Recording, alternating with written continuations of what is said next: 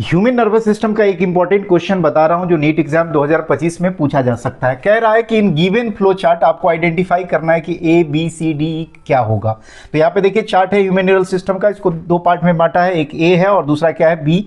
फिर बी को दो पार्ट में बांटा है, एक है आपका सी और दूसरा है सोमैटिक न्यूरल सिस्टम, हिंट के लिए दिया है, और सी को बांटा है डी और ई में, और वहीं ए को बांटा है ब्रेन और स्पाइनल कॉर्ड में। तो आपको पहचानना है कि A B C D E क्या है। तो आप याद कीजिए ह्यूमन न्यूरल सिस्टम का चार्ट।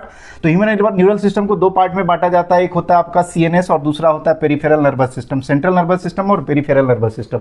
अब सेंट्रल नर्वस सिस्टम में क्या आता है, ब्रेन और स्पाइनल कॉर्ड। तो यहाँ पे देखिए ब्रेन है और स्पाइनल कॉर्ड है। पेरिफेरल नर्वस सिस्टम में आपका आता है सोमैटिक नर्वस सिस्टम और उसके बाद आता है एएनएस ऑटोनोमिक नर्वस सिस्टम। और ऑटोनोमिक नर्वस सिस्टम का फिर दो पार्ट होता है, एक होता है सिंपैथेटिक, तो यहाँ पे लिख देता हूँ सिंपैथेटिक, आपको याद रखना है न्यूरल सिस्टम, और दूसरा होगा पैरासिम्पैथेटिक, तो यहाँ पे लिख देता हूँ पैरासिम्पैथेटिक, सिंपैथेटिक आपको याद रखना है न्यूरल सिस्टम।